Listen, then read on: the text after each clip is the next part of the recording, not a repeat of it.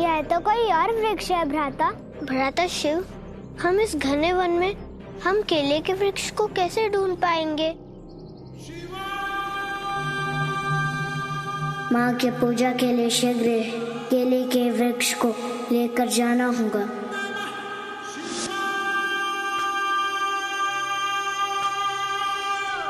अभी तक तो केले का वृक्ष दिखा ही नहीं। माँ कैसे पूजा करेंगी श्री विष्णु की? कहाँ ढूंढूं केले के वृक्ष को?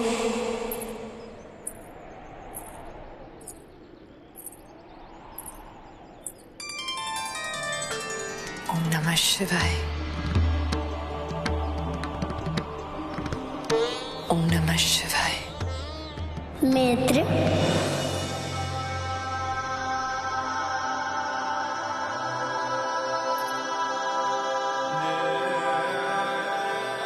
मित्र, आपने तो मुझे डरा ही दिया।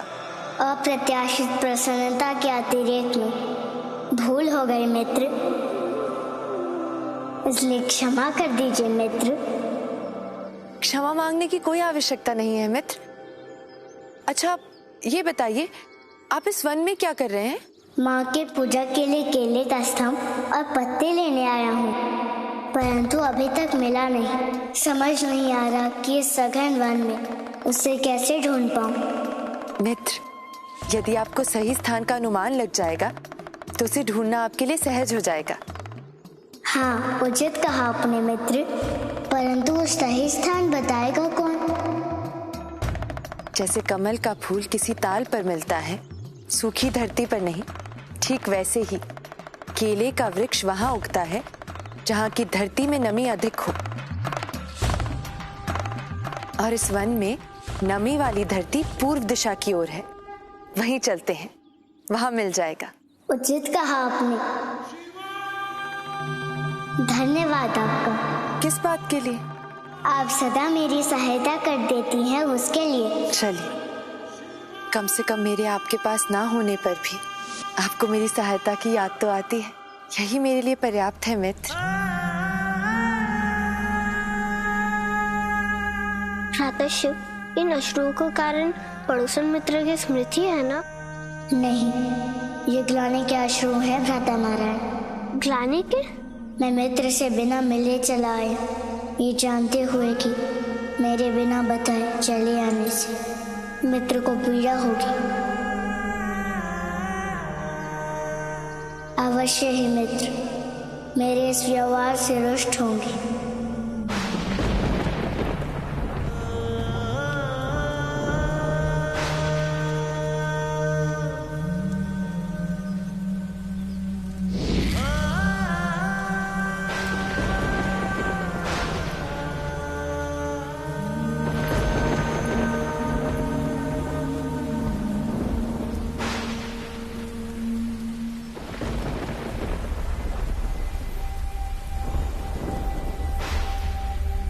हमारा सावन तो हमारी आंखों में बसता है बहन।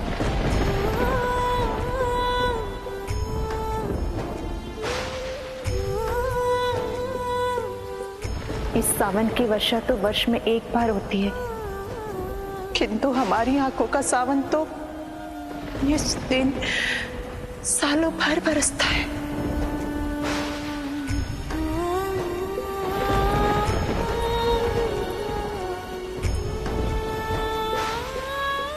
इन सब की दोषी है देवी अनुसुईया, जिसने हमारे सावन को विरह की अग्नि बना दिया है, जिन्होंने हमसे हमारे पति को छीना। कुछ भी कहो, परंतु वो है तो हमारी पतियों की माता। तभी तो हम उन्हें दंड भी नहीं दे पाते, और वो बार बार हमसे जीत जाती है। उनकी जीत का कारण हम हैं बहन। आप कहना क्या चाहती हैं?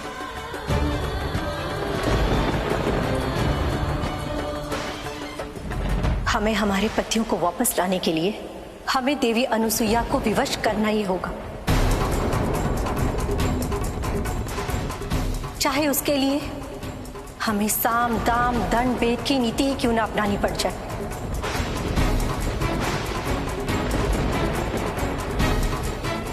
किंतु ये आचरण तो हमारे स्वभाव के विरुद्ध होगा ना। इसके अतिरिक्त और कोई विकल्प भी तो नहीं छोड़ा देवी अनुसुईया ने। यदि वो हमारी भावनाओं को समझती तो हम उनके बारे में ऐसा कभी नहीं सोचते। तुम सत्य कह रही हो बहन। बहन पार्वती, तुम सोमवार व्रत में एकाग्रचित होकर ध्यान लगाओ। मैं और बहन लक्ष्मी देवी अनुसुईया को विषम परिस्थिति में डालकर उन्हें विवश करेंगे ताकि वो हमारे पतियों को वापस लौटा दे।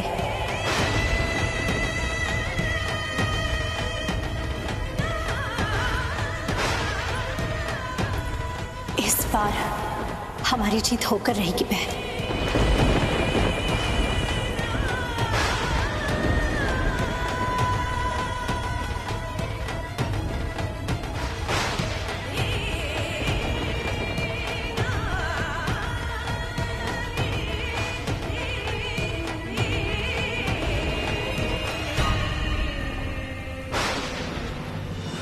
भ्राता, आप दुखी मत होइए। आपसे उनकी रिश्ता क्षणिक है। रिश्ता भले ही क्षणिक हो सकती है, परंतु दुख स्थायी होता है भ्राता। मुझे उनके दुख की चिंता है जो उन्हें मेरे कारण हुआ है, और मेरे अश्रु संभवतः उनके दुख से निकले अश्रु कान से। भ्राता, मन, वाणी और कर्म का प्रयोग हम अनंत बार करते हैं, परंतु हमें इन्हें करने का सिर्फ एक ही अवसर मिलता है। कर लेने के बाद ना ही उन्हें सुधारा जा सकता है और ना ही उनसे उत्पन्न प्रभाव को बदला जा सकता है। जब हम यहाँ से लौटेंगे तो आप सबसे पहले पड़ोसन मित्र से ही मिलिएगा। ग्लानि और दुख दोनों दूर हो जाएंगे भ्राता।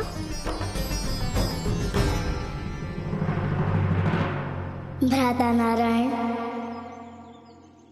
हम लोग यहाँ बातों में उलझे रहे और वहाँ माँ केले के स्तंभ और पत्तों की प्रतीक्षा कर रही होंगी। चलिए, हमें उन्हें लेकर चलना है। उस ओर मिलेगा, उसी ओर से ही नमी युक्त वायु आ रही है।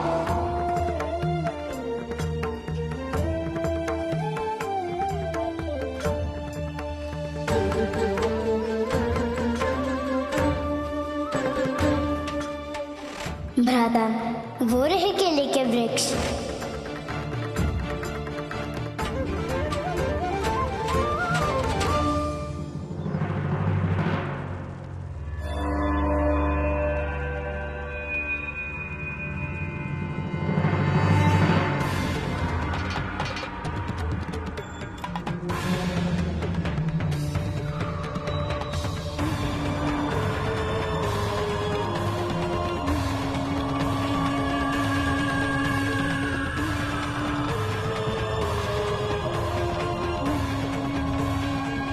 इन्हें ससम्मान विश्राम कक्ष में बिठाइए।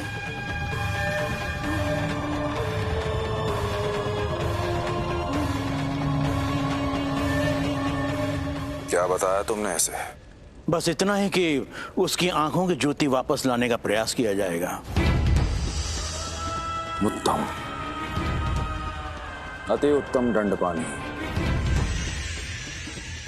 अब उसके शरीर में सही अनुपात में विष मिलाकर उसे मूर्छावस्था में पहुंचा दो, ताकि पार्वती की सोमवार की पूजा के समय उसकी मृत्यु हो जाए। पूजा स्थल पर मृत्यु, मृत्यु से सूतक और सूतक से सोमवार की पूजा का खंडित होना, और पूजा खंडित होने का अर्थ है त्रिलोक विजेता तारकासुर की विजय।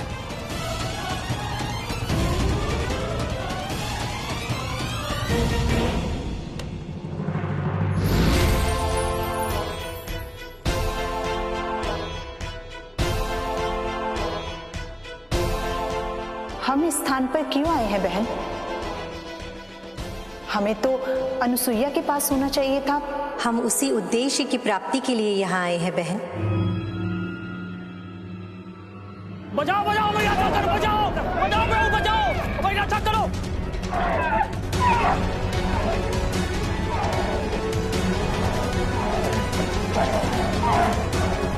ये तो संकट में है, हमें इनकी सहायता करनी होगी।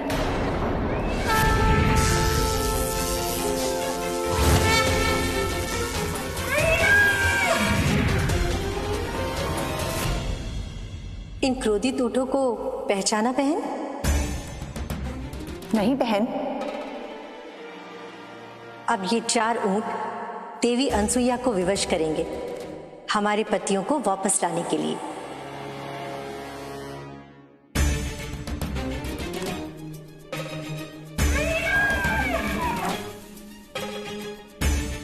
बहन, स्मरण में आई ये ऊँट? बिल्कुल नहीं बहन। कोई बात नहीं, कुछ समय बाद तुम ये जान जाओगी कि ये चारों ऊँट कौन हैं और ये हमारी योजना को सफल करने में हमारी कैसे सहायता करेंगे।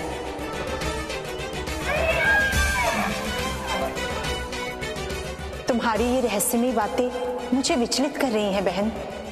अब इन चारों ऊँटों का भेद मुझे बता भी दो। उसके लिए हमें देवी अनसुईया के पास जाना होगा।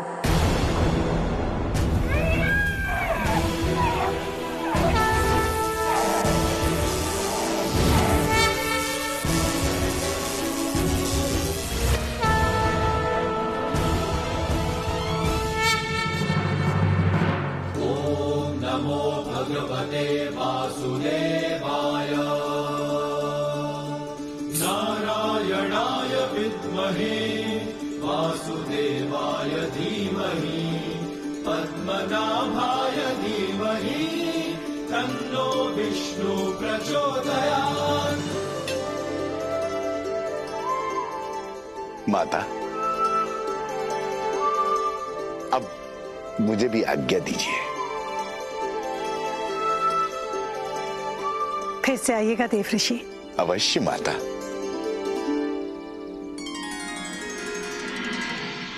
बस किसी प्रकार महादेव से माता पार्वती का मिलन करा दो तो मेरे दिल का बोझ उतर जाएगा।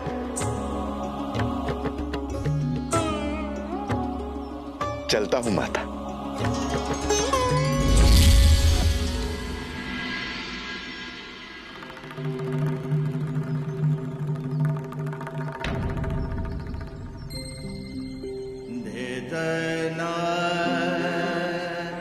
क्या बात है शिव, तू उदास क्यों है? नहीं तो कहाँ उदास हूँ माँ?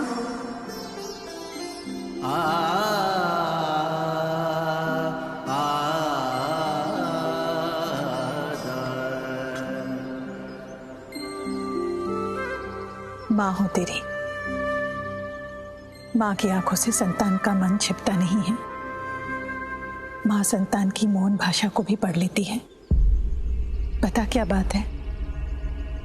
माता, भ्राताश्री मित्र के कारण उदास हैं।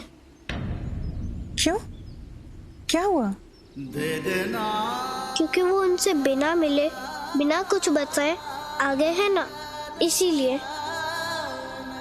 भ्राता ये सोचकर दुखी है माता कि मित्र इनसे रुष्ट हो गई होगी। इसमें दुखी होने की क्या बात है शिव? यह आवश्यक नहीं, तू कहीं भी जाए उन्हें बताकर ही जाए। माँ, ये तो मित्रता की प्रगाढ़ता पर निर्भर करता है। मित्रता जितनी प्रगाढ़ होगी, एक दूसरे पर अधिकार और अपेक्षाएं उतनी ही अधिक होंगी। अच्छे मित्र मित्र की परिस्थिति को समझते हैं। तू चिंता मत कर, ये सामान्य बात है। मित्र रुष्ट नहीं होंगे।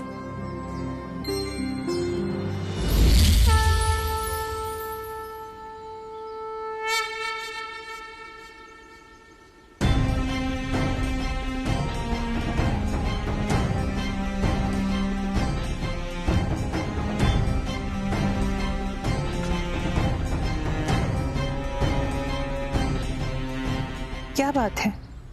आप दोनों तनाव में दिख रहे हैं। मैं सीधा बिंदु पर आती हूँ देवी अनुसुईया। आपका हठ अब आगे स्वीकार नहीं होगा। आज आपको अंतिम निर्णय लेना ही होगा।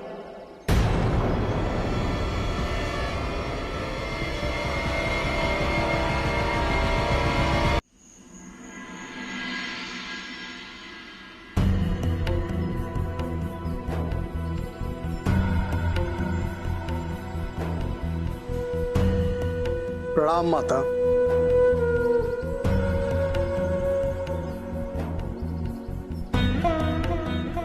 प्रणाम ऋषिवर। माता, यदि आप ही उदास होंगी तो संतानों का क्या होगा? महादेव की वापसी अवश्य होगी। माता, श्रावण के सोमवार का व्रत कभी निष्फल नहीं जाता।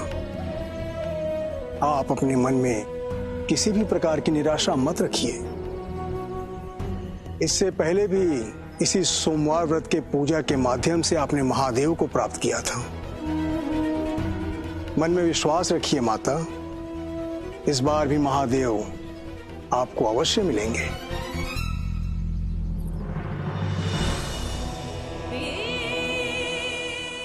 देवी पार्वती, शिव को ज्ञात हो चुका है कि वही महादेव है। भगवान ने अपनी दृष्टि फेर ली है ऋषिवर, और जब भगवान अपनी दृष्टि फेरते तो भक्त की आशा मृत हो जाती।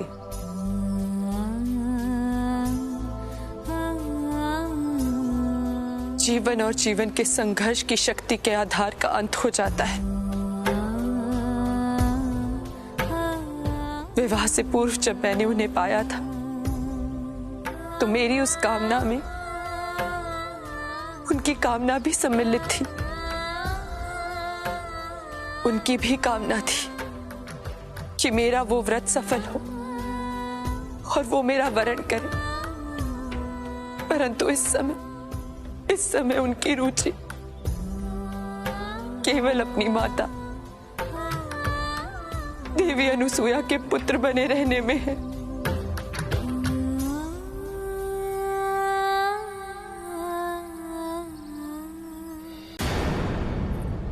वो अपनी गिरजा के पास वापस नहीं लौटना चाहते ऋषिवर। लौटेंगे, महादेव अवश्य लौटेंगे। भगवान को भक्त के पास आना पड़ता है। भक्त के लिए भगवान की अवस्था सागर में उस विशाल जलयान के पंछी के समान होता है, जो उड़कर तो कहीं भी जा सकता है, परंतु उसे पुनः जलयान पर आना ही पड़ता है।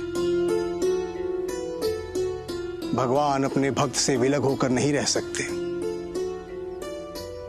आपको अपने मन से निराशा के भाव को मिटाना होगा। अपनी समर्पित भक्ति से सोमवार की पूजा को महादेव की वापसी के यज्ञ में परिवर्तित कर दीजिए। आप हमें वचन दीजिए, तब हम यहां से जाएंगे।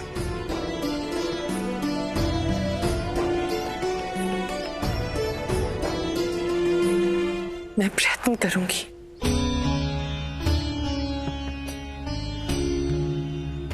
अब हमें आज्ञा दीजिए।